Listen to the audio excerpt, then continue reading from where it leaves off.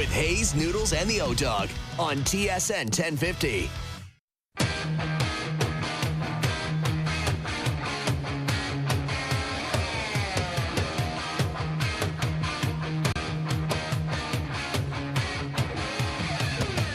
All right, here we go. OverDrive off and running. TSN 1050 on the TSN app, your home smart speaker, up on TSN 4. Brian Hayes, the O-Dog, Jeff O'Neill, Jamie Noodles McLennan. How we doing this afternoon? What's going on? What's going on? It happens every time there's a snowstorm. I don't know why this happens to me, but I always see a neon. Do you know the car, a neon? Yes, I'm familiar, yep. It's like a wicked snowstorm, and every time I'm on a highway in a snowstorm, I see a neon go by me at 130 clicks, and I don't know how they're doing it, man. Like, there is pickup trucks that are having a hard time out there, and a neon, I guess they got winter treads on this thing, and they blow by at 130, and I don't know how they're not racked up against the guardrail. Craziest scene. Like, you're in Calgary, I think, Noodles. The weather here today is crazy. Like, all the school systems are down. All the buses are down. Driving in, this is a captain play. I went and grabbed us coffees, because I got off the highway, and I'm like, that might be an issue, because the one road getting into where we are, there were buses, trucks. They couldn't get up the hill. There was a full police service. Wow. Like, there was a guy, they had a plow pushing a TTC bus up and over the hill. But a veteran around these parts knows that plaza there on the right, if you go beyond it and go in behind there, you can sneak around. That's a little veteran route. I like the way you're thinking. So, yeah, it's crazy. And you're right. I saw a couple cars just bombing by. I don't know if it was a neon. I'm not sure that, snow tires were necessarily a part of their whole operation, but we were talking in the green room before we fired up, and here's one of the best. The ramp that's not plowed, and the guy that thinks he's going up it in a little mini in a golf Cooper, cart. a mini in Cooper. A golf cart. Yeah. And it's like you have no winter tires, and you think you're getting up that thing. And they will spin those tires out, man, and they think they're getting out. They have to. No. They have to.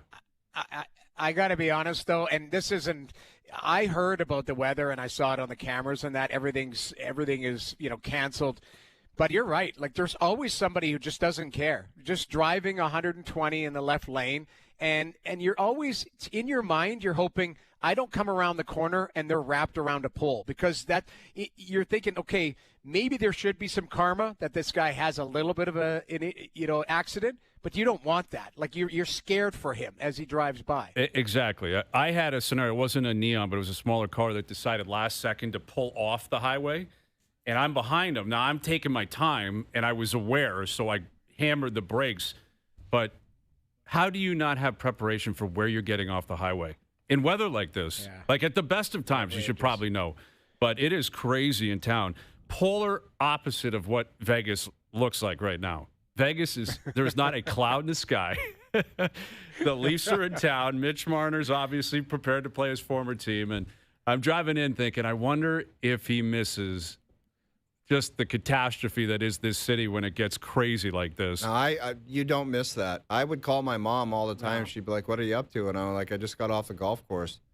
And she'd be like, oh, my God, there's 4 feet of snow here. I'm like, not here. Not down here. Not down here. Not down here. Yeah, like it is a different world, man. The Leafs are on the road, and the weather in Vegas, by all accounts, pretty good. But this is hockey weather. This is what you'd expect in January, right? This is what it should be as we prepare for a big game tonight.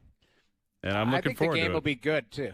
I think the game will be good, guys, because I think you need to look at it as the Leafs coming off a stinker. They're going to be prepared, right? They're going to want to bounce back. And, Vegas is feeling pretty good about themselves last night. They get the win. I think they've won 5 in a row now. Yep. So you might be able to catch them if they're feeling too good about themselves. You might be able to go, all right, like we'll hit them. If the Leafs can start in the first 10 minutes and really push the pace up, I think that's where they can get them. I think they can win the game in the first period. Yeah, I think that's valid, yeah. There's 2 sides to it. If you're on Vegas and Mitch Marner, who's probably going to throw an exorbitant amount of money up on the board tonight against his old team, You're like, we want to play well for Mitch. We want him to win this game against his old team. And if you're the Leafs, man, like, you don't want the guy that left your team with somewhere else. You don't want. I can remember playing against Gary Roberts when he left Carolina and joined the Maple Leafs. First game in Toronto, we ripped home a couple goals. Matt Sundin, they're celebrating. They're new best friends. It was like, man, that was tough to watch. It was like, it's just competition, right? He loved burying us, and you hated to see it. Well, that is, I think, a big part of this evening. Like, obviously, Marner and his teammates are aware of the history here and the significance of the game for him. First time he's going to play his former team, and like you guys said, it's pretty standard procedure. You put money on the board. Everyone knows. But for the Leafs, you're trying to bounce back after a bad game and prove that was one that you could just flush, right? Who cares? We're 8-0-2 prior to Utah. It is what it is. Now you're reset. You're waiting for him. You got Joseph Wollnet, who's been playing really well. But this is a big game for the Leafs that I hope they're aware of. And I don't know if it exists. I don't know if you think of your own market. Like, you guys can speak to it. I'm guessing you only think of your own room. But this is a big one for Leaf fans tonight. Like, this is a game where, and I'm curious who has the ability to kind of insert themselves into the conversation after the game and into tomorrow, because he's not easy to hit. And it's not like they hate him. And it's not that Marner's like this hateable figure on the ice or within the team. No, nobody's saying I want to get my licks. No, it's not a scenario where there's been other players in the history of the game, we could name some of them, where they leave and that team's probably like, I wouldn't mind getting this guy. That's not the case here. But if you can get him tonight, it would ring out. You lay a hit on him tonight, I think people would be like, all right, I like that. And if you can show up and be the best player on the ice, I guess I'm looking at the captain here. Like, this feels like a big captain game tonight. Like, I don't want to overstate it, but within your room, you got to get points. Everyone's still winning in the Atlantic. You know what happened again last night? Buffalo's winning. Ottawa's winning. You know what has to happen to stay pace. But it's a big captain game for me tonight. Especially with the narrative when Mitch left, and at the start of the season, it was like, Matthews, what's going on with him?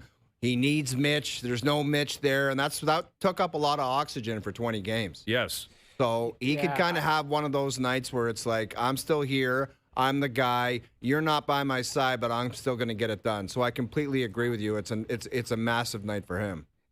I think it's a massive night on a lot of different levels too, guys. I talked about it on SportsCenter earlier, and I actually want you to ask me about that hit later because it's something crazy happened. But I think this is to show everybody the breakup you've moved on in your life. I attribute it to a breakup. And the first couple months, the Leafs, to me, looked like they were the hurting ones, struggling, with the post-Mitch Marner breakup. They looked like they were down in gloom and doom. And again, I'm paraphrasing. But now that they've come out of it, their power play is good now. Their penalty kill, like all the things that Mitch Marner was really big and instrumental on, they've been able to move on. So I think that's where it's a statement game going, we loved having you on the team, but we're fine now. And vice versa. I think Mitch Marner, you look at it, we talked about his role in Vegas and trying to find a role. He's still big on the power play, but he's the guy on the top of the umbrella. Mm-hmm. He's not the half-wall guy. So there has been some adjustment. Western Conference, more physical. But I think it's a statement game from the Leafs going, we loved you. We had a great relationship, but we've moved on. And I think that's where, you have to show in the way that you play. And they've been doing that certainly in their last 10, 11 games. Yeah, and Craig Berube said after the Colorado game, he's like, we proved tonight that if we play the way we can compete with any team in the league. And they did it against the skill and the speed of the Colorado Avalanche. Now it's a different test because now you've got the big, physical, grinding out style. Like these guys play for keeps when on top of their games. So yes. You went into Colorado and played against a team that had a certain style. Now you've got a totally different one that's just as effective. But let's see how you stack up against that because it's going to be big boy hockey. Yes. And if you're not committed to that or want to show up and play like that, you've got zero chance tonight. Just like if you wanted to turn pucks over and do stupid stuff against Colorado, you had no chance. If you don't want to commit to a physical game tonight and compete and all that stuff, you have zero chance. They will crush you at home.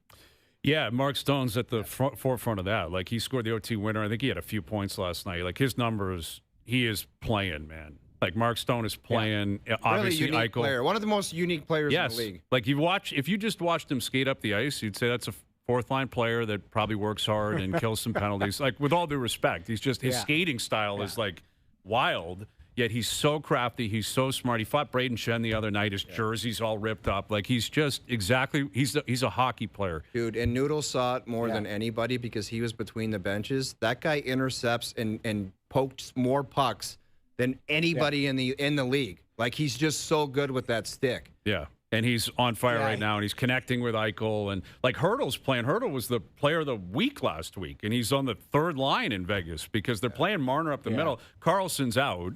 So I would assume when Carlson returns, Marner will likely return to the right side. But they're playing Marner with Eichel and Hurdle still in the lineup, which is, pretty intriguing for Cassidy. Well, it's intriguing because when you get the spiel about going to a new team, the spiel was probably, you want to play right wing with Jack Eichel. Yeah, exactly.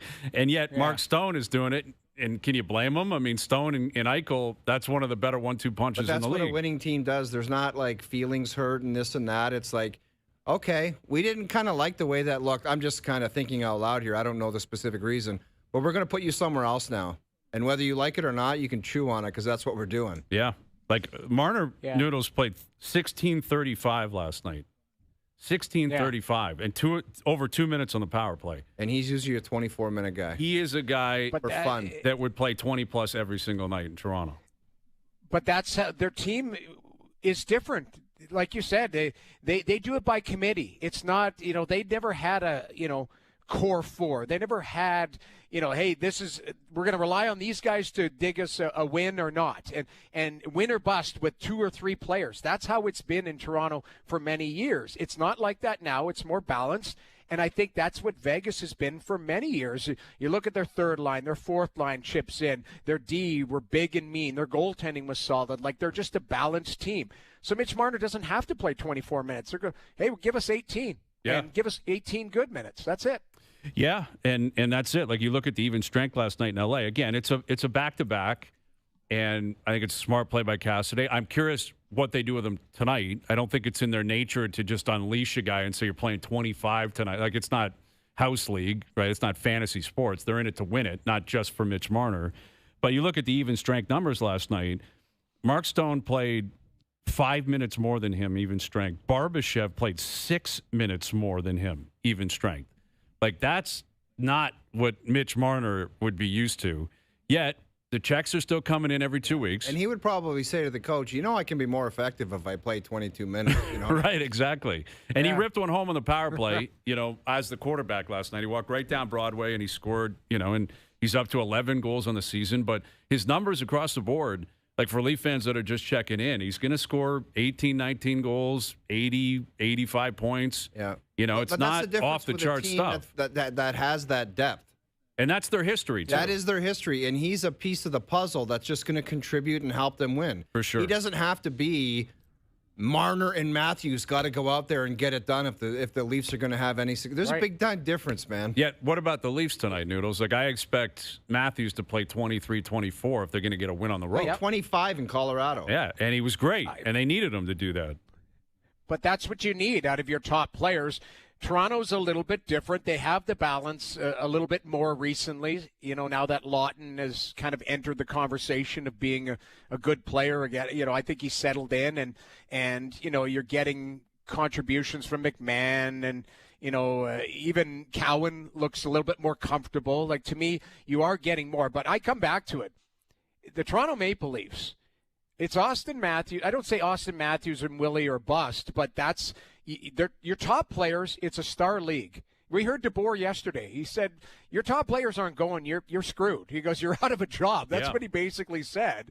And that's the truth. So I expect Austin Matthews to be front and center for the Toronto Maple Leafs tonight.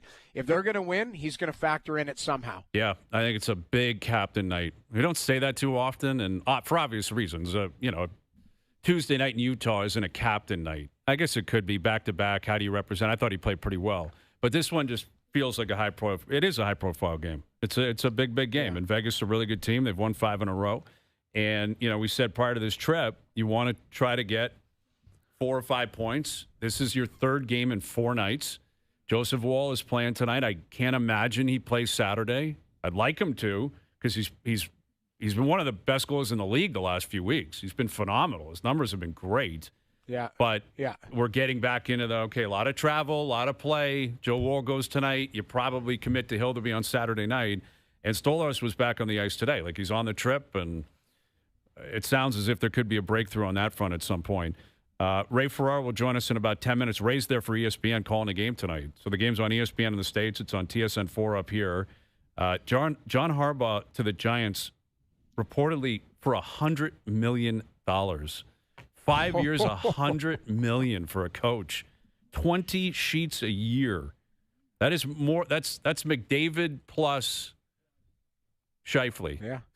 Dude, McDavid plus Scheifele for John Harbaugh. It completely reeks of desperation, but it also, I got to give them props, because if they were like, this has got to be our guy, and he walks in the building and you have the mandate of not letting him leave without signing him, then that's what it takes to get it done. So I have respect for that, man. It's so desperate because the fan base, it's a storied franchise, and it's been a mess, so they got to get it. They got to get it right, and it's so desperate, and yet I think it's so great if that's the guy you wanted. Guess what the Giants are? Desperate. Yes. Yes, they stink. They've been mess. awful. Dable was a disaster. He's charging into medical tents. You know, you have to figure it out. Dude, I would love a 30 for 30 just with the doctor that was in the tent. Yes. Yeah, I need to know more about that. The whole Dable situation. Dude, Doogie, try to find out who that doctor is and if we can get him on about Dable wheeling in there saying, get me my guy back. Put a request So in, funny. Doogie, for the doctor in the tent. That's pedigree, guys, though. You're paying – there's no salary cap on coaches. You're paying $20 million a year for pedigree. You know, that's what it is, and good on them. Harbaugh is a great coach, and I think if anybody can bring some respectability to an organization, that's your guy right there. And that's what they need. It's crazy how just the snarkiness, or kind of – I don't know how to describe the Ravens owner when he was describing his exit. He was like – I was gassing his ass no matter what. I found Steve Biscotti is his name, I believe. I found his press conference to be as transparent, as interesting, as what. Like, he's up there on his own. No one's there with him. The guy flew in on his private bird from South Beach. He's got the $10,000 suit on. The shirt looks unreal, and he is talking.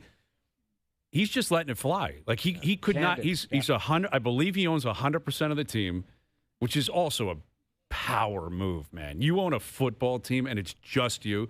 And he basically was saying, it's my call.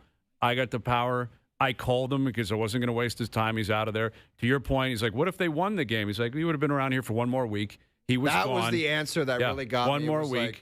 Like, if you guys won, would this be happening? He said, well, he would have been here for one more week. Yeah.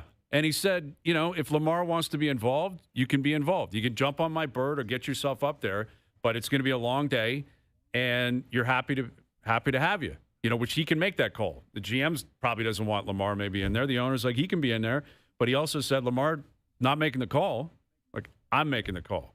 Like, it's such a there's such a separation between owner, management, player, like, especially in that league with guys like him and Jerry Jones, and like, there's 32 of them, and they hold so much power, the most lucrative league in the world, and you just call your shots. Yeah, and it's so crazy how he was probably like Harbaugh was there a long time. Yeah, long time. And he was like, I just needed to get rid of that guy, and there's another guy in another building, however many miles away, that was willing to give him $100 million. $100 million for New York, and you know, that kind of money it's big money, but as you said, there's no salary cap. And, you know, speaking of which, in terms of big money, we're waiting to hear on Kyle Tucker, and there's all these rumors out there that a decision's going to happen soon, and maybe today, maybe tomorrow. He leans Toronto, according to some people. I don't know what it's worth. Like, I don't know what it means that someone's saying, you know, former teammates would suggest he'd rather that market. I'll believe it when I see it. And the wild card is you don't know what Cohen's going to do with the Mets. He can come over the top like nobody else. Absolutely. He did it with Soto, didn't he? And the Dodgers are lurking. Yes. Like, the Dodgers just won another World Series. They would. I'm sure they'd pay this guy ridiculous money. I totally agree. And you know what scares me about the Dodgers? You really haven't heard their name a ton. They're just lurking in the background. So they're probably sitting back saying, okay, let's see what's kind of out there. and they can come over the top as well. That would be so gross. If you lost them, okay, but if you lose them to the Dodgers, particularly scathing, particularly tough. But are we going to get trapped again on tomorrow's show or maybe Monday's show or something, tracking a private plane? Are we going to do it again? It's here? possible, Noodles, but I don't think he's not the same profile. Like Shohei was He's the best player that's ever lived. Shohei was a once-in-a-lifetime experience, right? It's the guy's available. He's doing the tours. Who's going to get him? Yeah. Soto was different. Kawhi was different. You know, we obviously did that, but Kawhi had just won a championship, and everyone was so emotional about that. I don't think Kyle Tucker's going to get it. Like, Babcock got it, Shohei got it, and Kawhi got it. Those are the three, I believe. You know, there might be someone else I'm missing in terms of like plane gate in Toronto and people tracking private birds. But those three are kind of the prime ones that I can think of. And I don't think Tucker's going to get that treatment. But if he lands, it'll wrap up just the greatest 12 months ever since 93. I mean, obviously they won in 92 and 93. But you go to the World Series and then you have this type of activity in the offseason and you land a guy in Tucker who the Mets are trying to get. I think the Phillies, the Sox, I think the Yankees have called on, the Dodgers have called on. If he picks you, it's how energizing the ultimate for the fan testament. base. Sometimes, this place will go insane. Yeah, sometimes a market they'll make it to the World Series, and it's like the White Sox a bunch of years ago. I think they won the World Series. And then it's just like, okay, World Series, we're just kind of we're done with this nonsense. Yep. So the fan base will stay energized if they get this guy and wheeling into next season. They should be dialed in. Big time. So we'll be tracking that. Leafs Golden Knights tonight on TSN. Ray's down in Vegas calling it for ESPN. We'll catch up with Ray and get his take on what he expects tonight, where he stands on the Leafs moving forward. A lot of news and notes out there. We'll ask him about Vancouver. Our take on Pettersson and the Canucks yesterday blew up online. There's so many people in Vancouver obviously wondering what's going to happen with this team. Well, you were mentioning it. We'll get into it, but like a lot of people want to keep him. A lot of people, you know, based online are like, got to keep Pettersson. Like terrified of losing Pettersson, which I understand the fear, but if you've been watching him for a year and a half, it's the question crazy how bad it's you're been, in last based place, on the numbers. You're in last place with him. Yes. What could be worse? Right. Exactly. All right, Ray on that and more still to come. We got the insiders coming up. And, again, we're tracking Kyle Tucker and what's going on with him. Overdrive continues. TSN 1050 and on TSN 4.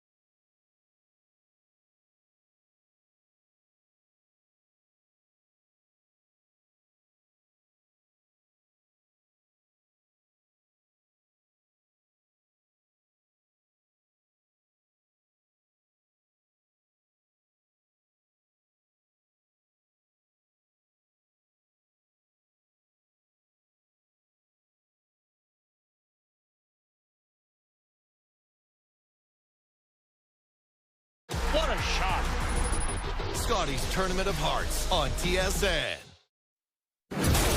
Saturday on TSN 1050. Catch the NFL's divisional playoffs. The Bills hit the Mile High City to take on the Broncos. Plus, the 49ers and Seahawks in the NFC West showdown. Coverage starts at 3:30 p.m. Hear it all on TSN 1050. The NFL lives here. Now, back to Overdrive with Hayes, Noodles, and the O-Dog. That's me. All right, Overdrive continues, powered by FanDuel, bringing you everything from the opening line to the final score. The O-Dog has been very, very heavy on the Seahawks to win and cover this weekend. And this news just broke moments ago. Sam Darnold has been added to the Seahawks injury report as questionable with an oblique injury. So if your boy Darnold doesn't play, do you change your mind? Are you rolling with the Niners or what? I got to ask you this first.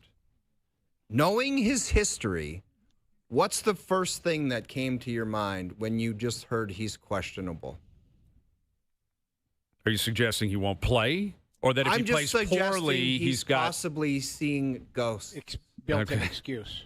I worry about that. Wasn't he the he was seeing ghosts in New York. He was the guy on the sidelines that said, "I'm seeing ghosts." Yes. His playoff performance last year was ugly. He saw a lot of ghosts in the playoffs. You're saying this is a built-in excuse? Like he'll play, but afterwards, if he throws a couple picks and they lose. I just think if you threw the underpants cam on him, I think you'd see some stuff. Okay. And yet, you're still a believer in Seattle. So how does that jive? I don't understand. I was a believer before I saw the underpants cam. But once I saw the underpants cam, it scared even me. All right. So the underpants cam has possibly changed your approach to that game. The underpants cam can change a lot of minds. It definitely can. I believe the underpants cam was created when you took a trip to Vegas back in the day. And I believe you had your own little concerns with possibly an underpants cam. Top golf, dude. Yeah. I had a full session. Me and my beautiful wife, we had a great day at Top Golf, and I went home, and it was like I was like on a farm hanging onto a rope behind a tractor dragging in the dirt. With that in mind, we head to Vegas. Here's Ray Ferraro joining us, possibly from Top Golf. Ray, where are you right now? No, I'm. They've closed down that section at Top Golf. They've just the one section, the one stall where it was at. They've Dude, I wouldn't be shocked if there's yellow police tape around that stall. You know, I did this. I did this interview thing about you guys. Your show, and how awesome it is. And the one comment that was all the way through is you just never really know like what the topic's going to be. And at no point today, I'm thinking we're going to talk the Rangers a bit, the Canucks, the Leafs game here in Vegas. At no point did the underpants cam ever enter my mind as a possibility. And I do feel I should tell you guys, I was flying down here. There's a whole bunch of Leaf fans that were on my flight from Vancouver to Vegas yesterday. They're flying from Toronto to Vancouver to Vegas. And they're all saying, "Oh, I love you when you're on Overdrive. Love those guys. Those guys are great every day." 4 times the last thing I heard, Hayes is a fraud. And the guy walked past me. It is unbelievable. I'm like, Hayes is a fraud. I'm like, and so, of course I said, yes, he is. Absolutely he is. And as then he moved on. I thought that would have died like just a quick never. death. No, people still, they're like, yeah. And I'm like, no, it's like a criminal record. You can't get away with it. You can't get away from it. Yeah. I'm curious about the amount of Leaf fans because, Vegas, you hear stories. Vegas is quiet. It's maybe tourism's down. We all know what's going on politically. Maybe Canadians won't want to get down there. I think a bunch of Leaf fans, Hayes, man. Okay. Crazy how quiet it was in the airport. We went out for dinner last night. Like, there's comparatively nobody here. Really? So what do you anticipate with Leaf fans? Like, do you think there'll be a bunch of them? Like, how would you compare it to maybe previous games? I do think there'll be lots. I think it's just as easy to come to a game somewhere else as it is to get tickets in Toronto, right? So like this one guy was sitting beside his, his son's like 30 years old, and they were coming down for 3 days, going to play some golf, going to see the Leafs play. Like people are doing maybe that type of trip, but I think there'll be a lot of blue and white jerseys in there tonight. Yeah. Well, what do you make of the game, Ray? I mean, I don't know how it's going to be for Mitch Marner. Is it going to be weird for him? I feel like it's going to be more weird for him in Toronto next week as opposed to tonight's game. But what do you expect, Marner's first game against his former organization, all of that? Awkward, I think. You guys all went back and played against somebody that you played previously for.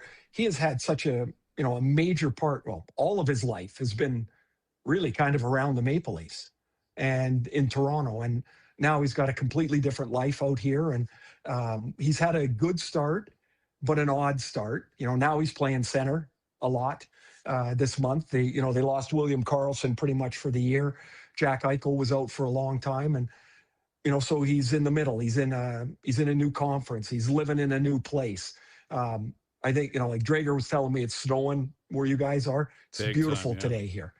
Right? Yeah. Like everything is different for him. I think it's going to be really awkward. He said yesterday, he was asked about the game today, and he said, I didn't really think about it, and which doesn't mean I have to believe that he hasn't thought about it, because of course he has. Like, of course you're thinking about it, right? Like, I remember like going out for warm up, and you don't really want to look at your old teammates, but you kind of do. And then you see one of your buddies and somebody fires a puck off your feet, and it's just odd.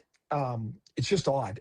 The two teams, though, kind of mirror each other. They both kind of stumbled around for months, for different reasons and for whatever the reason might be. And now they've both seemingly kind of, Vegas won 5 in a row, and the Leafs, been on this great run outside the Utah game. So it kind of feels like they're where they thought they would be, like playing wise right now. Yeah, for sure. And I mean, the Leafs, they got to get something going here. Like, their travel has not been extensive, right? Like you mentioned, they were 8-0-2 after that Colorado game, which was a great game, like thoroughly entertaining game. Yeah. They played really well. Then in Utah, they got smoked, and it was ugly. There's no disputing it. There's no sugarcoating it. But they still got to go through Western Canada. They still got to go through California.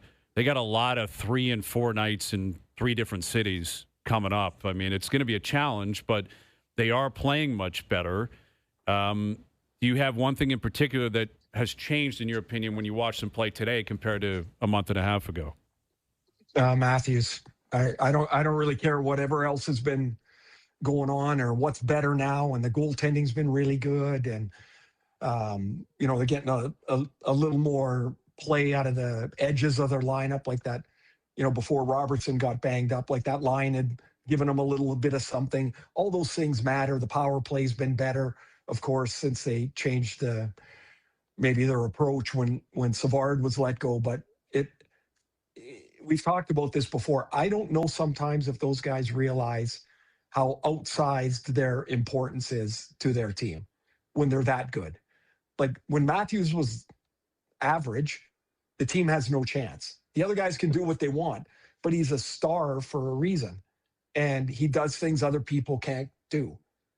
The goalie scored, I guess it was in Colorado, when he drags it into his feet and just rifles it over the goalie, over Miner's shoulder. Like, there's not 10 guys in the league that can do that. There are not 5 guys that can do that. Mm-hmm. And so, to me, it all circulates around him. I mean, there's lots of reasons. There's never one thing, but, man, he changes the complexion of everything. Ray, how much have you caught Marner in Vegas this year? Like, just your overall impression of, I think he's playing, what is it, third playing line? Second line center. Second line but center, just as too. Overall how it's gone for him.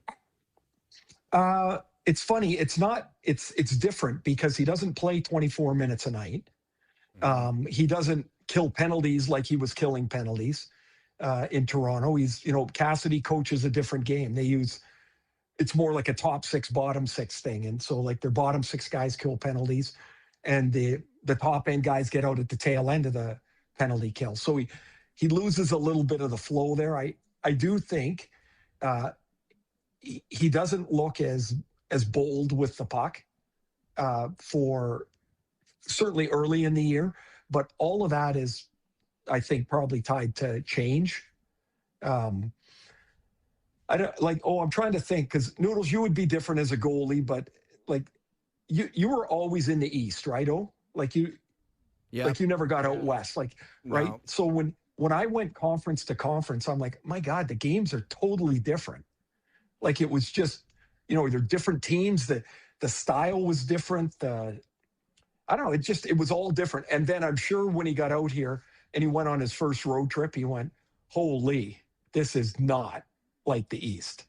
So I think he's been okay, but they want or need, I would think, another level from him, like a lot of their guys. Like the two guys that have stood out for them are Stone and Eichel. Like I saw this stat, which I couldn't believe. Stone he's played 29 games this year. He's got a point in 27 of them. Like that, That's astounding. Like the guy always looks like he just got out of bed. His jersey's ripped. His gloves are falling off. He's all over the place. He's freaking good. He's really good. And so if they can make this connection with Hertl and Marner, and Dorofeev has been quiet as well, like they all of a sudden they're pretty dangerous. They could be a really dangerous team. Well, and in the West, that's where I was going to go. Yeah, well, I was going to say you got Colorado, you got Minnesota, you've got obviously Dallas, and then Edmonton, and you mentioned Stone and what he's done. McDavid is going for 21 straight games with a point tonight. He's got 46 points in his last 20 games. Your guy. My guy. I've always done what I can to inspire him. You get caught up in recency bias, but is this the best he's ever played? Is this the best he's ever looked? Where does he stand for you compared to McKinnon? Oh, I can't believe you're even asking. I think it's a hard-hitting. Ray, just let me mention this. Before the season, Hazy said he's never getting 100 points. I did say 100 points. You did. And he said he's never going to get a Hart Trophy again. I didn't say that. I said he'd never reestablish his own personal records. I didn't think he'd get 153 points again, 64 goals again. And I said, I'm not sure he wins a Hart because only one guy can do it, and it's later in his career. The Olympics, this was before he signed his contract. He back-to-back cups. I'm like, I don't know. Like, it's going to be tough. And he's playing pretty well right now. And it's I'm hearing about it. I do enjoy it went from 100 points to 153 points. Somewhere in there is the truth, right? Right. Details. Yeah. Do you know what this looks like to me? The clearest recollection I have is when Mario was doing this. Like every game, it was not just 1 point, it was 3 points. And he'd miss a big chunk of time with his health or his back, and then he'd come back and get 31 points in 12 games. And this is what it feels like. I do this thing now when I see Edmonton, I check the score, it's 4-2. And I scroll down slowly through the app and I'm trying to see slowly how many points he's got.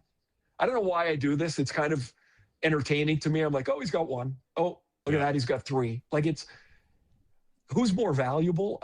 Well, on the sheer basis of what most valuable is, I would say McDavid is, because McKinnon's got a way better team around him. Like I would think that's fair to say. I mean, Colorado's lost 4 games.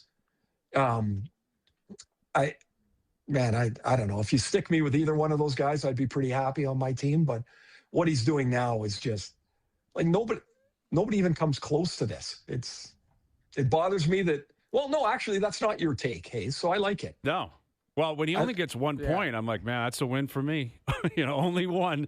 He only had 1 tonight. He's slowing down. This is good. This is good. Go ahead, Noodles. So how many points does he have now? I will give context. In this stretch? Oh, he's got 46 in his last 20 games. 46 points in 20. And they got the Islanders tonight. Jesus. That feels like 6-4. He'll have 3 What does a tonight. 50-point scorer make in the NHL this year? Probably 6. Like a guy that gets 50 points. Yeah, 6. 6. Right. Yeah, maybe 6 million. 6 million. He's done it in 6, a quarter of a season. Crazy. Funny. Crazy. Yeah. No, Ray, I'll give context to what Hayes was talking about, because I, at the starting of the season, said he was going to have a career season because he didn't have a contract, and I thought he was just going to go nuts. And Hayes said he's never going to do 153 again. I think he'll have a tough time with the heart. So I believe I kind of put a quarter into Hayes, and now O has jumped onto it. So, I mean, that's the context for it. But, you know, at the end of the day, I do believe McDavid has found another, like, ridiculous level. On the other side of the spectrum, though, Ray, where are we at with Rangers? Where are we at with Vancouver? Some of these teams that you maybe thought were going to be better and are not. Well, Saturday I was in Boston for that 10-2 game. Yeah. When somebody tweeted out, only the Rangers can go back to the locker room after the first period down 2-1 and have to come back and they're down 3-1 because the period had ended.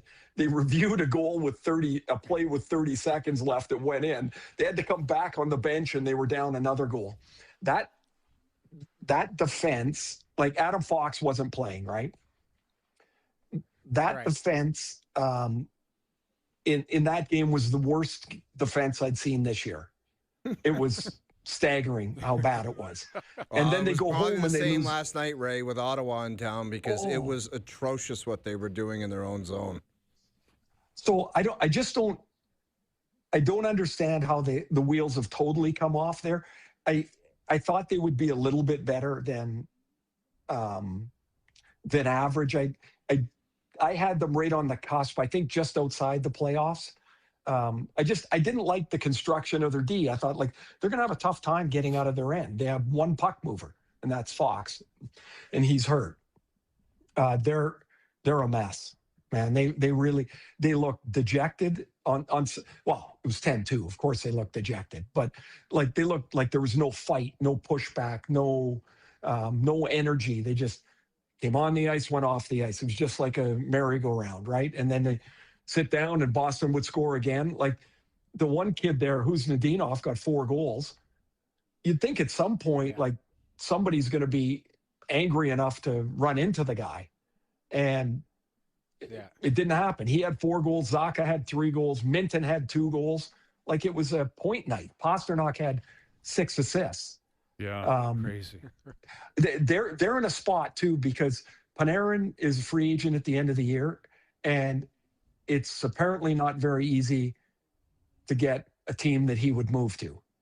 So if he leaves for nothing at the end of the year, if that's kind of where it gets to, that's an enormous loss. He's led them in scoring 6 years in a row.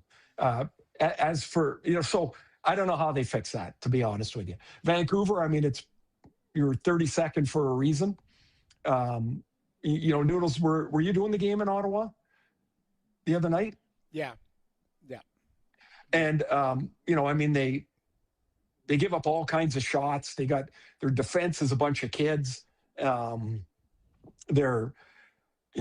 got 1 goal in 28 games. I think, and I remember this from when I was in Atlanta, the older you get, when things don't go well, it's like your soul gets pulled out of you. You lose your fight. And so, like, Brock Besser's got 1 goal in 28 games. The hardest thing to do, I think, in the league is to score. The easiest thing to control is to work. And he's lost that connection. He's just standing there. And so they're veterans. Everybody focuses on Pettersson. He's been more than fine. It's not him. They're just not very good. They need draft picks. They need young picks to come in and they'll accumulate them. It's, whenever the deal shows up for Sherwood, whenever, they'll get something, I assume, for when Bluger gets back in the lineup, they can, would they look at trading DeBrusk? That's been out there a bit. You hate to throw names out, but basically everybody, anybody is tradable there. Yeah.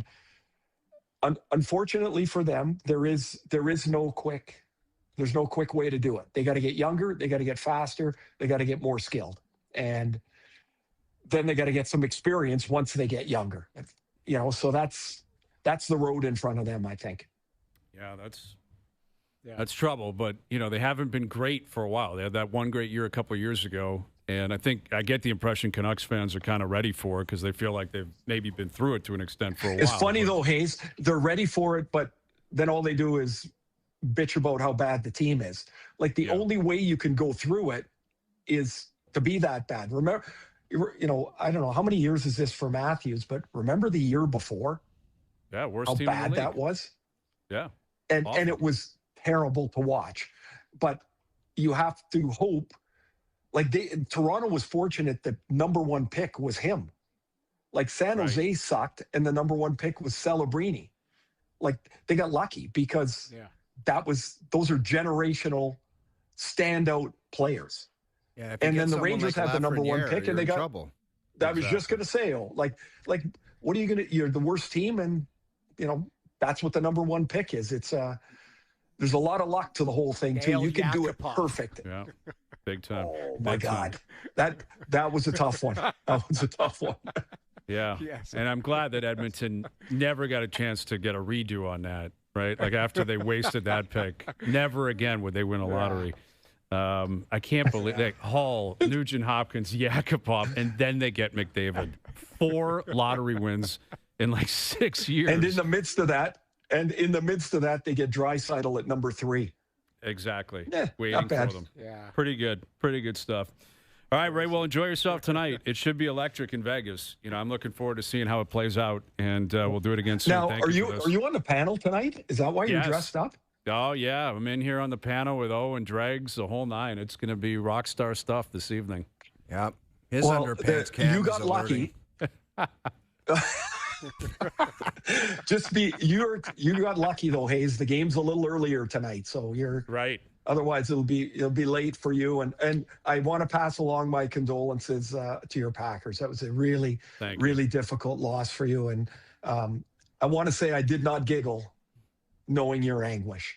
Yes, it was tough. It was very difficult. It was very fantastic. Difficult. God, that was I figured amazing. you'd like that. Yeah, that was so good. All right. We'll leave it there. Okay, Enjoy boys. yourself. Enjoy. So Thank good you to for talk this. to you. We'll talk to you soon, guys? Be well. You got it. Great seeing you. There he is, our buddy Ray Ferraro of ESPN. Calling the game tonight. Just jabs. It's unfortunate the Packers went down. What are you going to do? All right, we've got the Insiders coming up. We're tracking towards the game tonight. Leafs in Vegas. OverDrive continues up on YouTube Live.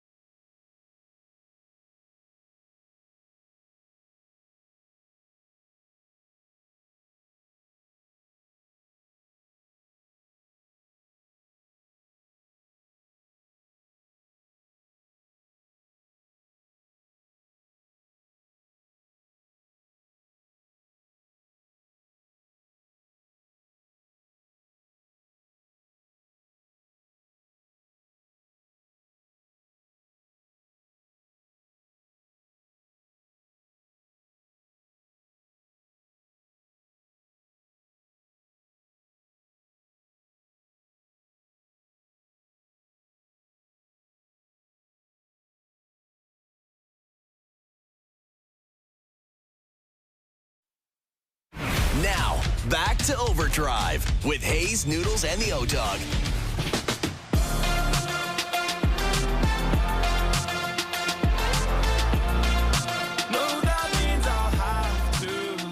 All right, the Insider's coming up into the next hour.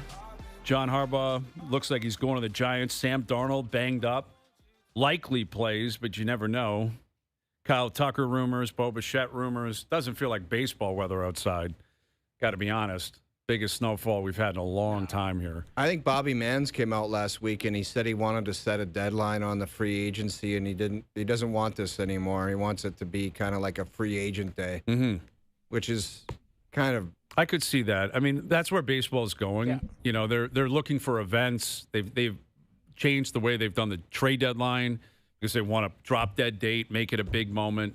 That's what sports is about. You got to you can't. You want to know, make it a day for the interest. Yeah, build it up and be like, where are they going? What's going to happen here? Now, the players will fight back just for the sake of it in baseball. Everything with the CBA and where people are fearing it could be going with a lockout or whatever. Players, I'm sure, will say, you can't rush us into it. We don't want to do that. Boris will say that's stupid. But, you know, it's January 15th, and there's monsters still out there. I get it happens every year. Like every year. This is not anything new. But the baseball season ended 2.5 months ago. So we'll see. Pitchers and catchers in like a month. It's go time almost. All right, Crazy. Hour 2 coming up. Yeah. Leafs Golden Knights tonight. Overdrive continues. TSN 1050 and up on YouTube Live.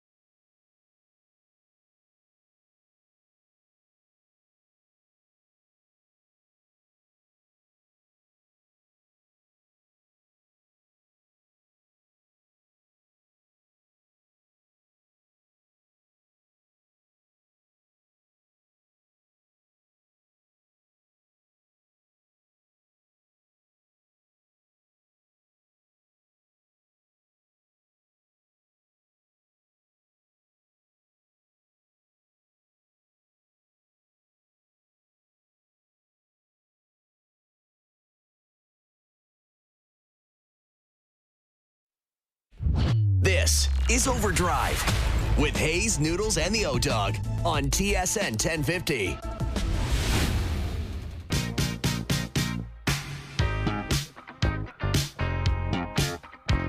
Hour 2 OverDrive continues, powered by FanDuel, bringing you everything from the opening line to the final score. Brian Hayes, the O-Dog, Jeff O'Neill, Jamie Noodles, McLennan, and look who we have here. Darren Dreger and our Italian correspondent himself, Chris Johnston. Cristiano Johnston.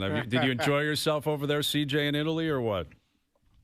It was an interesting trip. It was pretty quick there and back, and fair amount of work, probably not as much play or fun as you might imagine, but it was cool to get a sense of the city ahead of the Olympics, and then obviously to be one of the first people, I guess, in our business anyway, inside that arena, getting a feel for what is and isn't happening there. CJ, what is your one major takeaway, if you had one, with the facilities? It's not going to be up to a standard you'd probably expect in an AHL behind the scenes rink, let alone an NHL one. But I still think there's going to be enough there for them to play. And given how badly we know NHL players have wanted to get back to the Olympics and get back on that level, I mean, I certainly expect the tournament to go ahead. And, at the end of the day, the men's tournament runs February 11th to 22nd. It's not even 2 full weeks. So, I think that you won't hear any complaining publicly anyway. Once the guys get over there, I think that they understand it's not going to be what they're used to, but that the stakes are pretty high, and that this is going to be a level of hockey that most of them have been dying to get back to for a decade. Just to follow up on that, CJ, did anyone there at the facility or arena, what is the excuse? How did this just creep up on them, and how are they so behind? What they told me is that, and this is, people from the local organizing committee, is that they've been behind since the beginning. And the arena is being built by a private individual. It's not public funding. And, one thing they said to me is they got it going a little bit late, in part because of COVID timing, that, between when they got the Olympics in 2019 awarded to them, and obviously they didn't get shovels in the ground till spring 2023, that sort of the world had changed and maybe some of the financial picture had changed. So, it sounds like they really just got going late and haven't been able to get ahead of it and catch up. And so that seemed to be the main issue. And then, beyond that, there's just sort of this idea that Italians are pretty laid back and that, they always get it done in the end, but they maybe aren't, as get up and go as some other countries. I mean, I can't speak to that myself specifically, but I definitely heard that. I mean, that sentiment was in the air a lot, that maybe they just do things on their own schedule here. And so right now they're doing a lot of work to get it done. So, CJ, we had a spirited debate about how you got the assignment to go over. This isn't a scenario here where it's you just acted like you were hard at work and, geez, I dreaded going over. You're going to Italy, and I'm sure you had great food. You were able to go for runs, do whatever you needed to do. Do you believe in all of this information that you've been reporting back, they're still going to be able to have a great product, and the ice is still going to be fine, and you still believe that the men's Olympics is going to be fantastic from that facility? I'm pretty optimistic, yeah. I mean, they just got that ice. Last weekend was the first games ever played on it. Naturally, when you're making ice, there's kind of a process to that. But they have the guy, Don Moffat, that's making the ice there, makes the ice for the Colorado Avalanche. So, I mean, they've got a lot of expertise on the ground, and, it looked, if you just take the arena ball and ignore the scoreboard small and all that stuff, it looks like a hockey rink. They have everything they need there. I mean, it might be a little different if you're a fan at those games. It doesn't seem like there'll be as many kind of amenities around the rink, we'll call it. But let's face it, most people experience this tournament through TV. And so I think that the games themselves will happen, Noodles, and most of us back home will be almost none the wiser once it actually gets going, and we're just focused on who's winning, who's losing, all the things that are happening. So I'm pretty confident about that, and I got the assignment because I have a nice boss at The Athletic where I do my written work that they suggested to me about a month ago. Hey, we'd love to have someone go over there. Would you be willing to do that? And it took me about less than 10 seconds to reply with a yes. No kidding. With Chris Johnston and Darren Dreger. So at least Vegas tonight, Tregs. Sounds like Aiden Hill's going to play. Sounds like for it, Vegas. Yeah. Nick Robertson, are we hearing anything on him? Well, as of this morning, he was expected to be good to go as well. But, as well as Nick Robertson has played, if Aiden Hill is able to start for the Vegas Golden Knights, I mean, that's a huge, huge boost. I mean, he hasn't played since October. And anybody who pays any attention to the Vegas Golden Knights, you can see that, their goaltending, despite the addition of Carter Hart, has been all over the map. So game one, we'll see how it goes for him, but that's a pretty big boost. Yeah, and Hart obviously is on IR right now, so, we'll see what happens with him into the future. But Hill, that is pretty significant. Vegas is red hot. Like, they've won 5 in a row, and obviously we're, quite intrigued by Mitch Marner's position on that team. The fact that he's playing center. Like, that is a conversation we've had in the city a lot, like when he was a Leaf. And it was Nylander that they'd try. Yeah. They never really tried Mitch Marner. Just a couple games, I think. Yeah, it was maybe a couple when they really were depleted, like if Matthews and Tavares and someone else was out. But what is your impression of how he is kind of settling in Vegas? Well, I think the settling in process is still underway, but more so maybe from a coaching perspective than anything else. Bruce Cassidy looking at different ways that they can utilize Mitch Marner, be it on the power play or otherwise. But what's noteworthy to me, and Leafs fans may not appreciate this, but we certainly saw it in the first half of the year, was the accolades that Marner is getting in Vegas as far as defensive play and how strong he is as a defensive forward. And look, I mean, when he was with the Maple Leafs, he was a trusted defensive player, right? I mean, he was on the penalty kill more often than not. But the question after that was, okay, well, how do they replace the points and the offense that Marner brought? And the numbers might be a little bit down, clearly, in Vegas from that perspective. But the feedback that I get from management, from the coaching staff, is he's arrived and he's played as advertised. Well, it's an interesting trip, CJ, that, Anthony Stolarz is on the trip. And, he was on the ice this morning. Craig Berube indicated earlier this week there's a chance he plays before the Olympic break. So that would mean the next 3 weeks, next 10 games or so. Hildeby, I believe, is exempt from waivers still this year. Yes. So he can still go back down to the minors. But next year he can't. No. So, CJ, I guess we'll begin with you. Then, Dregs, you chime in. Stolarz, his deal is not even it's just kicking in. I believe next year. It kicks in next year. Wall's still got a couple years left, and Hildeby, as of next year, would have to go on waivers, and clearly someone would claim him. How do you see this 3-ring circus playing out over the next 6 to 8 months? So much of it's going to hinge, to me, on what we see even through the duration of this season, right? I don't think this is an area the Leafs have to do anything this year at all. And the biggest reason I lean on that is we just haven't seen between Wall and between Stolarz give you enough confidence that one of them is going to be healthy for a long period of time. And so I don't wish for that to be the case, but I think the Leafs are a team, like an increasing number around the NHL, that think they need to have 3 goalies that they have some degree of faith in, because they have had so many injuries at that position. And quite honestly, I mean, look, they're still in a battle to make the playoffs, but if they get the playoffs, I mean, it's anyone's guess at this point who's going to play those most important games of the year. So I think that for the time being, you ride it out with the 3 guys. Maybe it involves Hildeby because he does have that exemption to be sent straight to the AHL at some point, spending some more time with the Marlies, really just to get them games down there and keep everybody fresh and busy.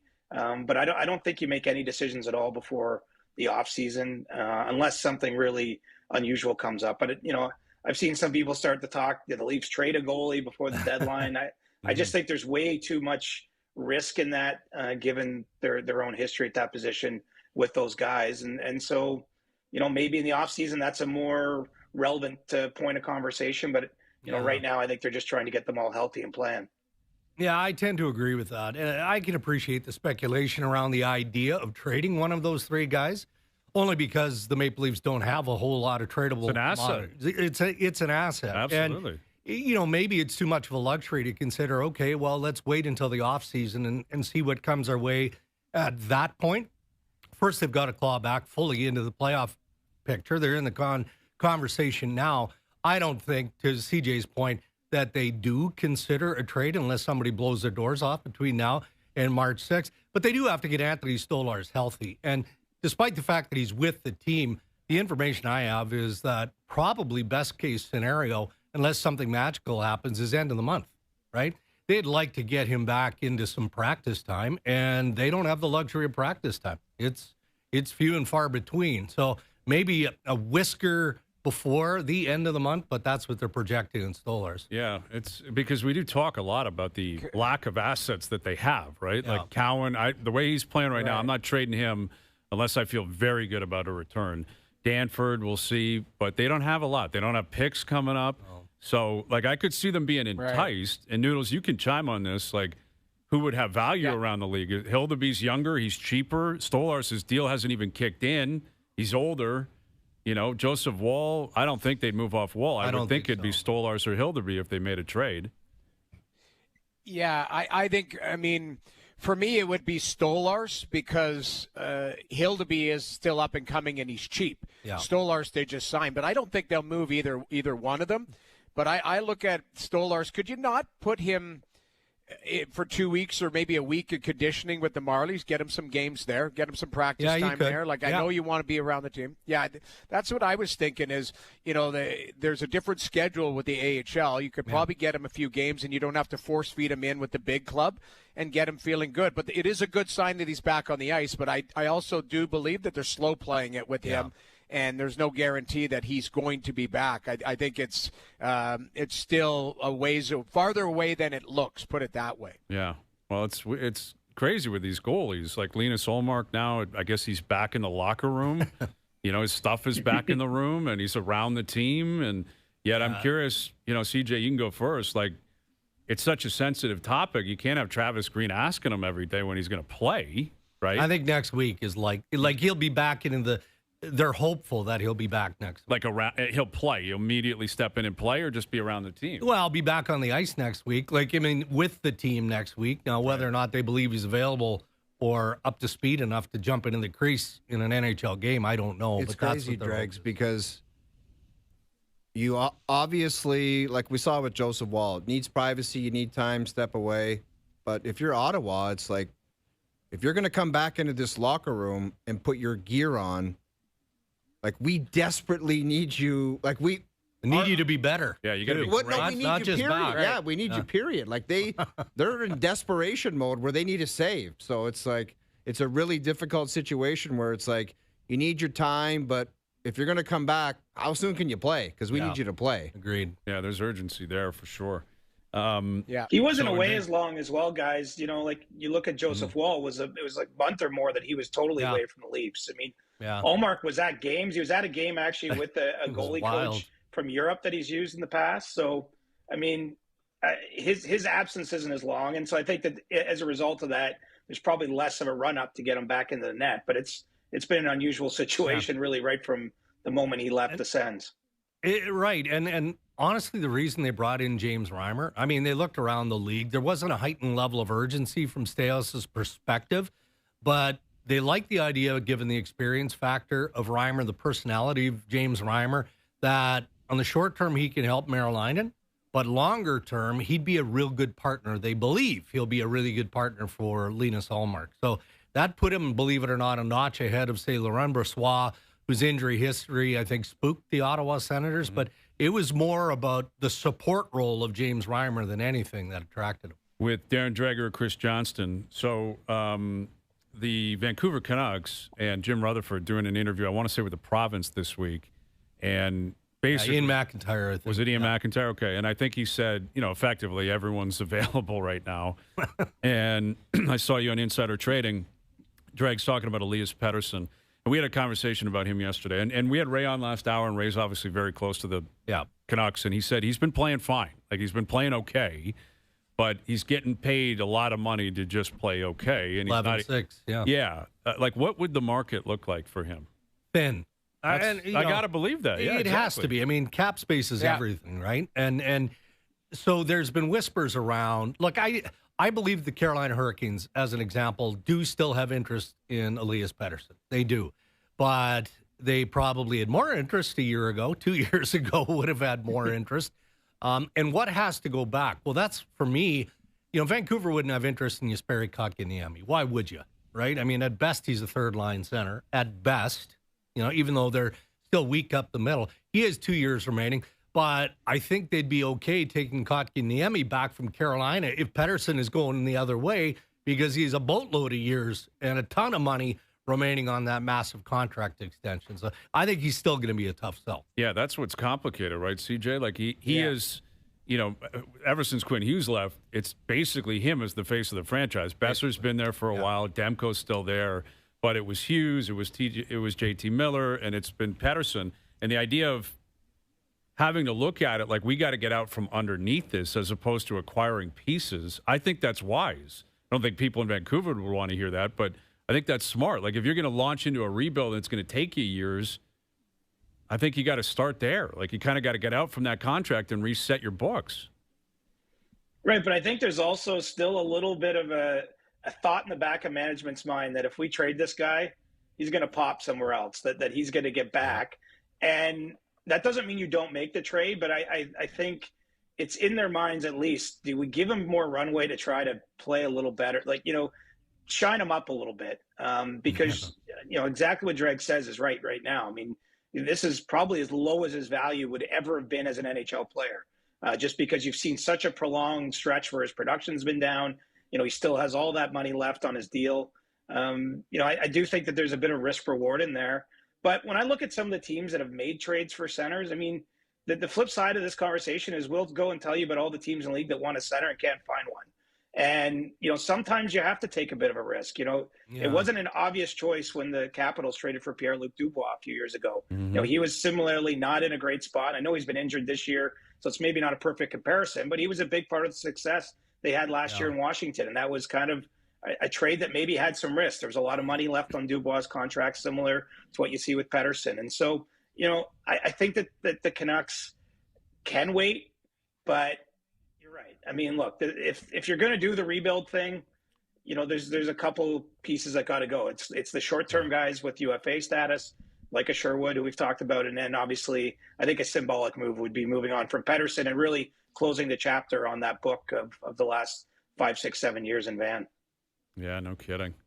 Go ahead. I would take a chance on him, as crazy as that sounds. Like if I was, I think I would too. Like I would just say this is going to make or break me from whatever team I'm working with, but it would be just so enticing to say if I get him out of there, maybe a change of scenery. But man, if it doesn't work out and he's that same guy he kind of is right now or has been the last year, you're not trading him twice. Yeah, you're not flipping him. He's not getting. Exactly. There's no market the second time. That's for sure.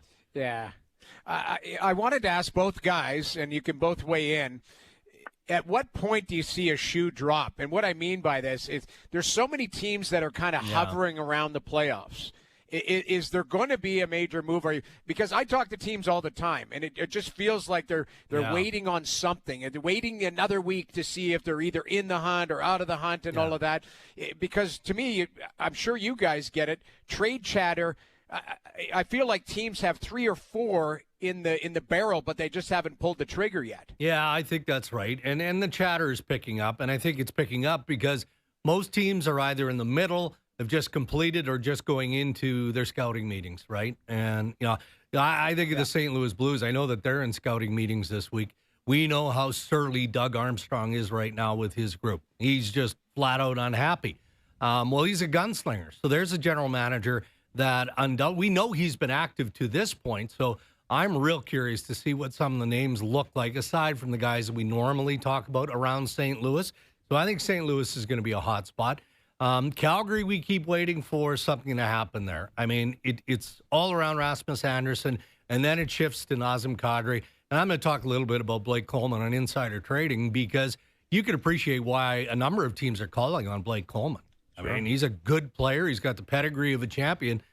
The problem is he's a high-character guy that the Flames value, and they might need to keep around. I mean, you can't sell off everything, in their situation. So I think one of those teams, St. Louis, Vancouver, Calgary, I think one of those 3 will probably be the first to make a splash and go from there.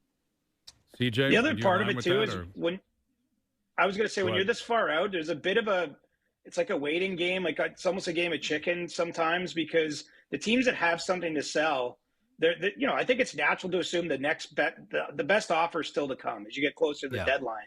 That isn't always the case, of course. And so I think agreeing on a price on some of these players has been challenging.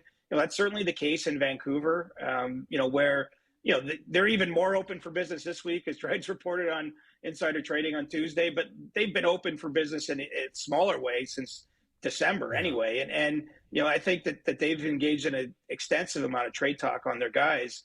But it just seems like there's not the urgency there. They are waiting for that shoe to drop. And so, Noodles, you're asking the right question. I just don't have the answer. I don't know what the sort of trigger moment's going to be, but let's hope it comes before the Olympic break, because if not, it's a long wait until that roster freeze lifts at the end of February.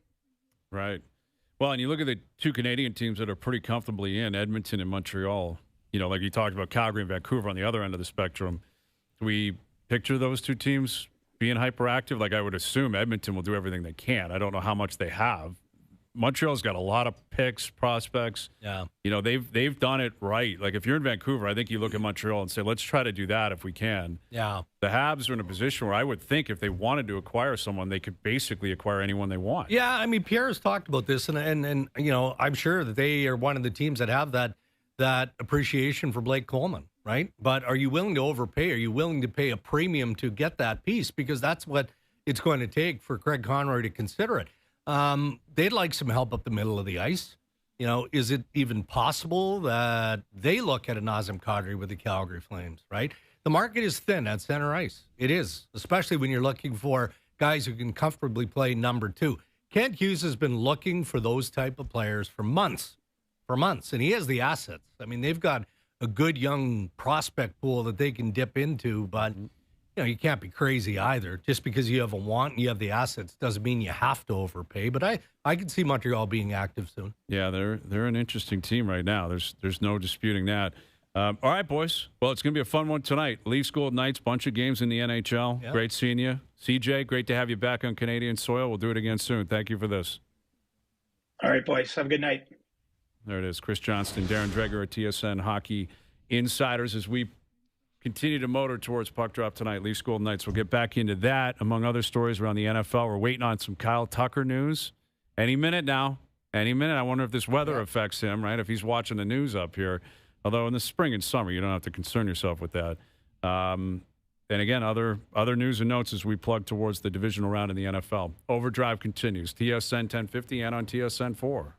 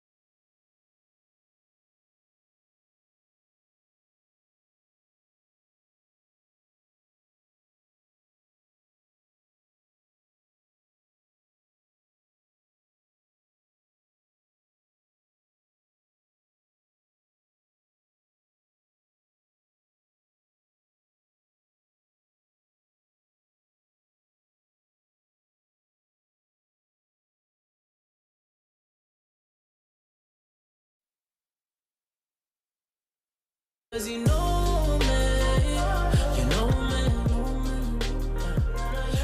right, best bet still to come, powered by FanDuel later in the hour. Again, the weather in Toronto is wild, but the PGA Tour is back. We're waiting on baseball signings. You know, the spring, summer, it's around the corner. It's around the corner. And my boy Nick Taylor is 7 under. He's tied for the lead right now. He's on 18 out at the Sony Open in Hawaii. Did you take him? I took him. Absolutely. I took him. You took your boy Ben Griffin. He's 7 under. Oh, Benny. Denny McCarthy's in the hunt. Harry Hall's in the hunt. Where's VJ is a great that question. That stinky old Harry Hall with that hat is in the hunt? He's in the hunt. He's 5 under. I knew you could do it, Hair. Yeah. Oh, VJ's just teeing off. We should go live to VJ teeing off. If we have access to that. Awesome. Imagine a VJ Sing tracker in Hawaii. If VJ's putting for birdie on the first hole, I want to go live to it. Yes. He's playing with Chris Kirk and Ryan Gerard. So, you know, Kirk's a name. Finau's about to go out. Rainbow-colored honkas and a wide slack. Yeah. Got the glasses on. He usually rocks a visor. I don't know if he still does. Visor. The visor and the putter, the broom putter. VJ's going to be electric. Yeah. We'll see what happens. I got a question. Hayes, are you going to be Pete Rose tonight on the panel or what? What time's that game at? So the game's at 9:30, but because it's an ESPN game, it's going to start later because they have they've got a game first. Dude, I don't on the care East Coast. What they got first. I'm telling you, if the East Coast game goes to overtime, our game's going to start at like 9:55. So buckle up for a pregame. They can join a live event. I'm not worried about me with Pete Rose. I'm worried about this cat because I see you stifling yawns. Like you are going to war with a yawn in the 4 p.m. hour. You going to be okay tonight? You'll be fine. Dude, I think you'll be fine. Tonight I'll be fine. Tomorrow, with 2 late games in the same week, tomorrow I'm done. I had, because I wasn't calling games or anything, obviously early in the week, but staying up and watching them, Colorado and Utah. And last night I had a brutal sleep.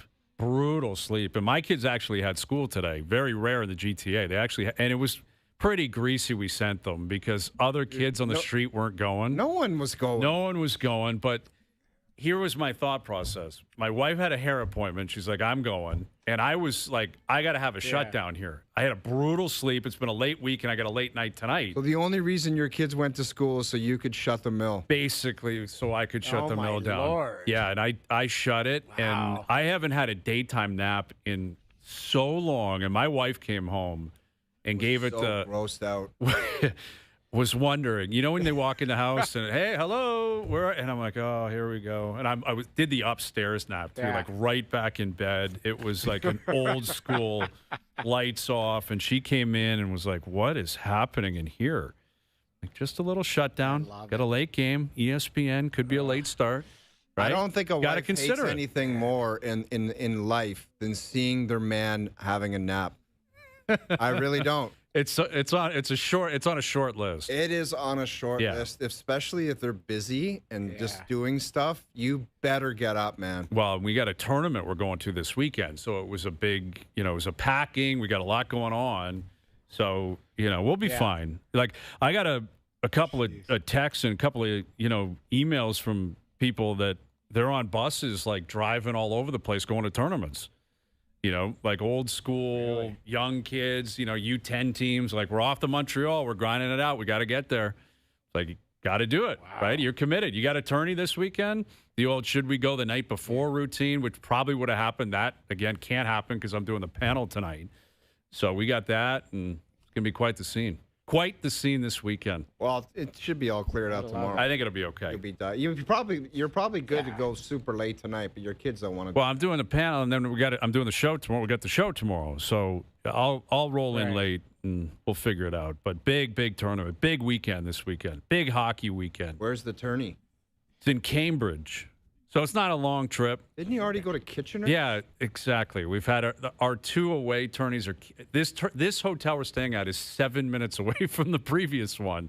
Oh, so my word. Why but kids don't care. Kitchener? They don't care, though. You guys know what it's like. Like, you could be staying in Midtown Manhattan. They'd say, we got to swim and play mini sticks. It does not matter where you are. No. If and you're they in a don't care hotel, about wins and losses. They want the mini sticks and the indoor pool. mini sticks in a pool. Yeah. Right? That's what they're looking for, and stay up late one of the nights. That's it.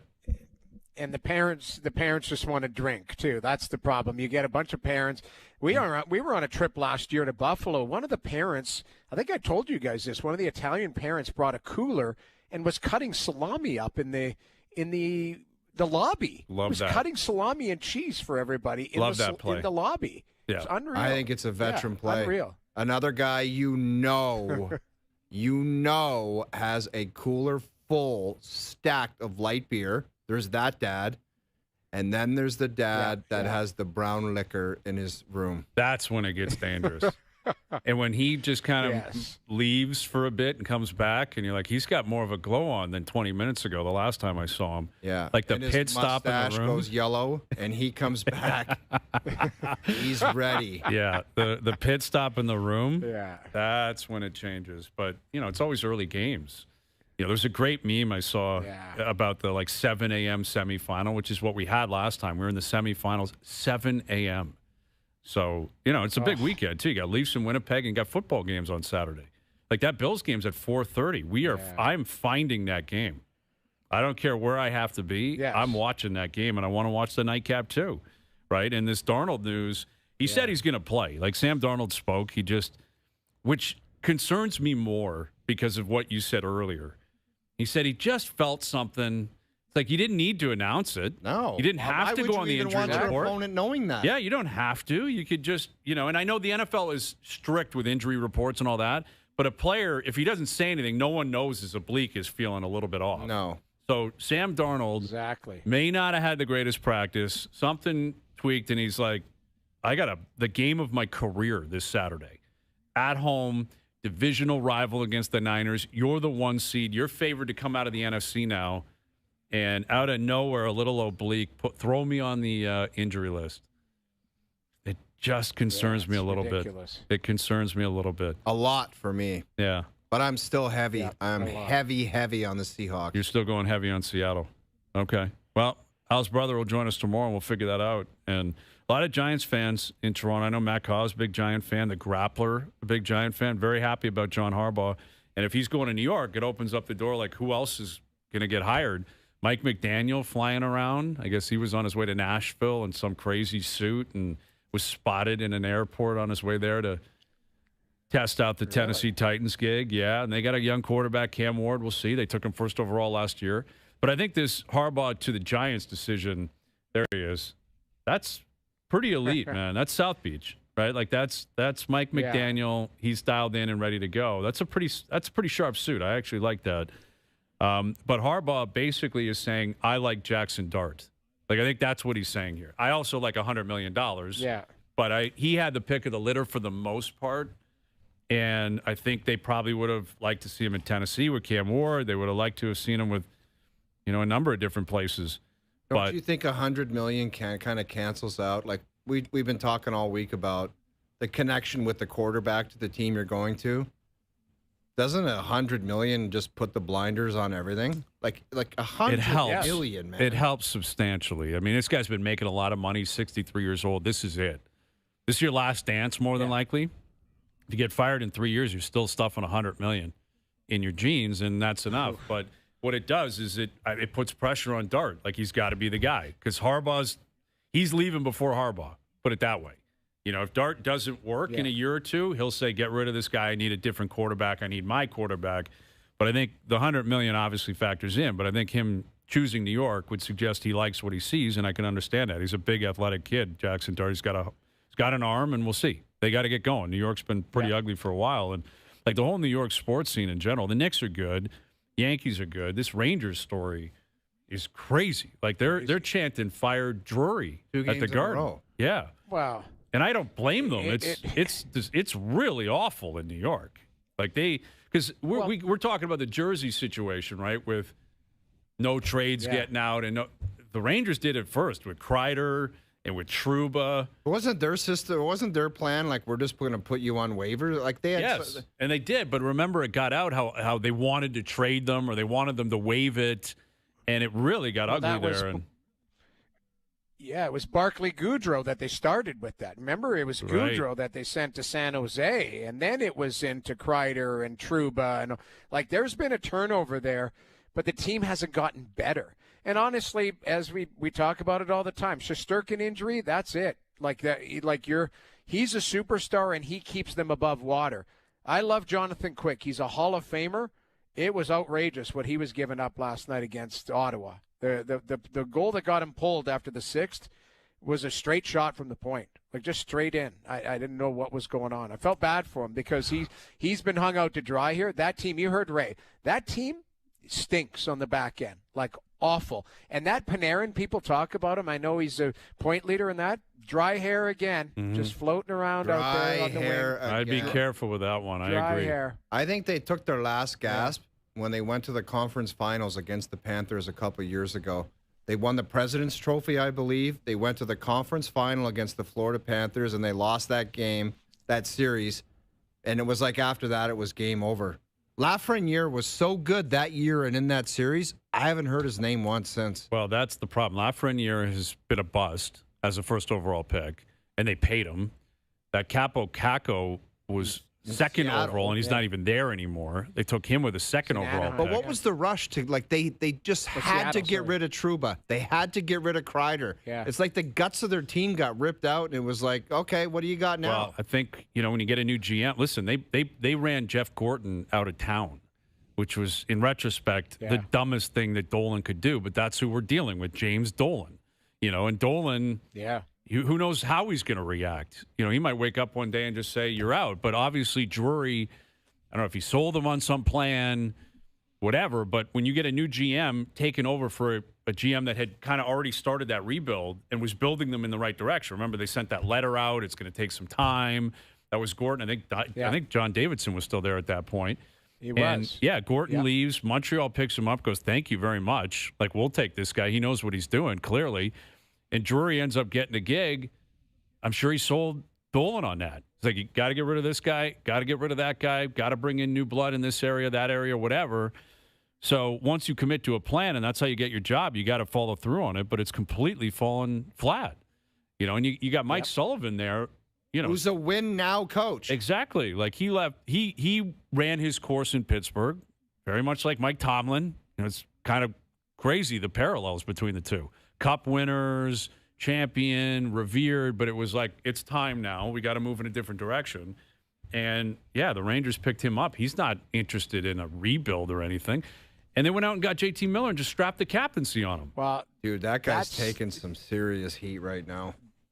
That's where I was going to go, guys. Like that, Vancouver fans can't wait to pile on the Rangers because that Miller's the captain there, and he's a guy who either plays great or he has these like memes where, here, watch this effort level. Remember that was like a month ago, the effort level where the guy walked him and he just glided to the bench, and like, he's got some outrageous plays out there. He's a good player, but you wonder. He's an Olympic player, correct? He's on that Olympic team. Yes, he is. Like, he's Bill Guerin went back to the well on that. Yeah, so you wonder if the Olympics maybe give him a burst or something, because that team, there's no identity. When you think of the New York Rangers, like, what do you think of? I think of Shesterkin. That's the only guy I think of. Well, I believe Trocheck's on the American team too. So you got Miller and Trocheck, and the Rangers are completely melting. And, Bill Guerin, it's interesting. Like, they lost the Four Nations, and he committed to the team more than I think the Canadians did. Like, Canada made more turnover than the Americans. Well, he's got to be thinking, I was one goal away. Do you really want to make a ton of changes when you're one goal away? But how do you, like, watching JT Miller this year, how is he on that team? Like, he has been brutal. And that's a fair point. I have to think of myself. If I was kind of running it, I would say to myself, there's probably two guys I'm going to have to tell them that they're not making this team plainly on performance. I don't like their form. They're going into this tournament. Right. And JT Miller would have been one Miller of those would guys. be one. Like, Jason Robertson, not on the team. Cole Caulfield, not on the team. And Miller's on because he's a vibes guy that, obviously has a connection to all these players. But you already have the Kachuks. You got Eichel. You got Matthews. You've got leaders on that team. If you're bringing back veterans, again, Trocheck and guys like that, at some point I just feel like Bill Guerin may have gone overboard. We'll see. He may not even play. You know, 14 forwards are going. There's no guarantee he's even in the lineup. He might not be. But they were pot committed to the Four Nations, and we'll see if it burns them. But, yeah, it's getting ugly in New York, man. Very, very ugly. And James Dolan will make the calls. He will make the decision on what happens. But what are they going to do? Fire Drury and then what? Like exactly. Who do you go and get that's out there? What is the team? Is like all of a sudden just going to go in a different direction with Mike Sullivan behind the bench? Like that's a and you got Shesterkin like on a long-term deal, and he's a great player. So you have a great goalie and Mike Sullivan behind the bench. That suggests it's going to be a retool of some capacity.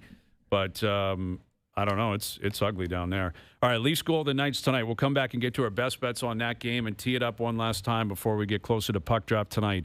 Marner versus the Leafs for the first time in his career on TSN 4 this evening. Overdrive continues. TSN 1050 and up on YouTube Live.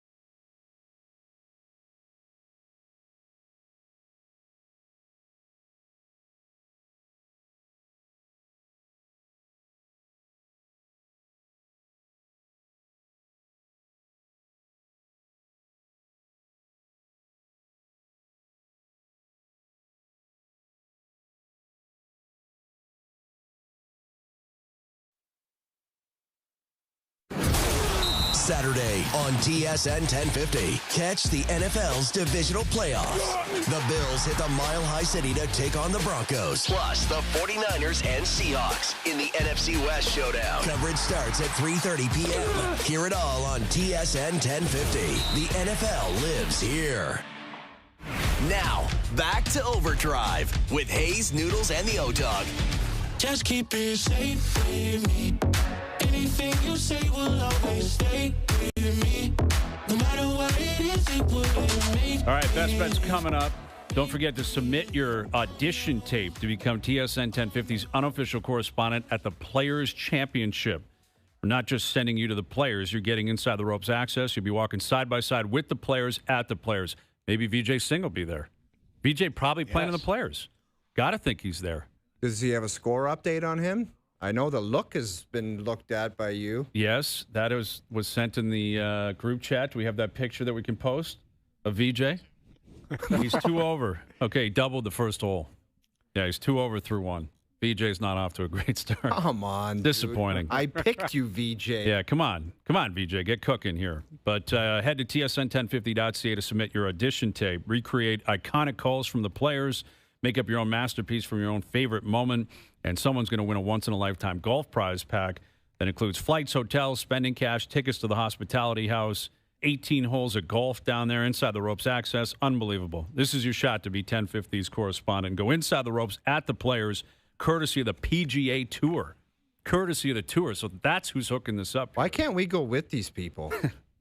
That's the best part. Like, add us into it. That is something that should be considered. We do dinners. We play a round of golf at a different course.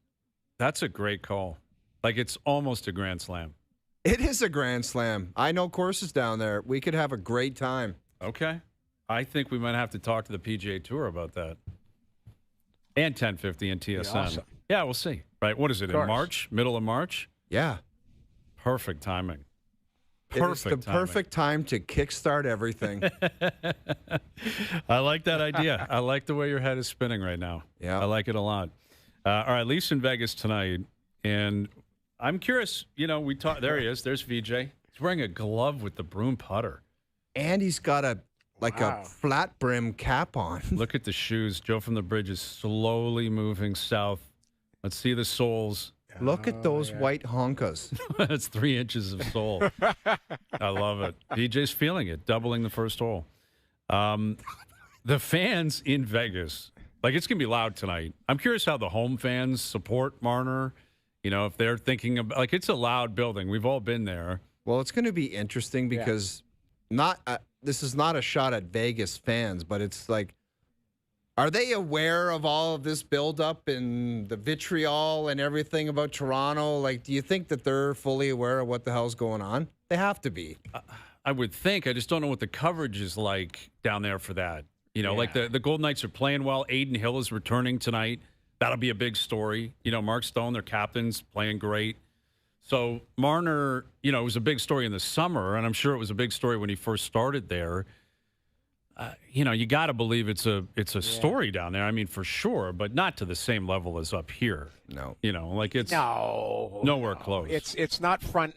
It's not front page. It's not anything like that. They played in L.A. last night. To me, it's a story, but it's 50 times bigger up here. 50 times bigger. Yeah, that's what it is. Well, the amount of media that went to L.A. to see him last night, right? There were a bunch of media members that got out in front of it, went to see him last night. There's going to be a bunch of them down there, not just rights holders and that. This is something that the market, and I'm sure the team, is bracing for because of the magnitude of the Leafs. When Pietrangelo went down there, I doubt St. Louis media was we got to send a bunch of people down when he plays the Blues for the first time. Eichel in Buffalo, Stone in Ottawa. The Leafs and their media and the coverage is very unique. And he's as well known of a Toronto Maple Leaf and as a athlete and celebrity in the city over the last decade as almost anybody. And a polarizing exit, too. Big time. The way it went out, the way he might have been kind of circling it and thinking, I want to get out of here, the way they played in Game 7, himself included, the news of whether or not they could have, acquired Rantanen, all that kind of stuff. It just builds and builds and builds, and it's deep into the season. Like, we're into January. They've played 40-plus games already, and we haven't seen them yet. Yeah. So it's a big one tonight. Joseph Wall getting a start. Matthew Nimes was not at the skate this morning, but he's going to play. I think the Leafs show up tonight. Like, I think they're going to have a good game. I think they need to because of what happened a couple of nights ago, and Vegas is going to be ready to play. Yeah, you got to be ready to play against them. We've seen them go into that building. They have had some success in there, but they've also got their asses handed to them a couple times. Like, they will bully you out of a game.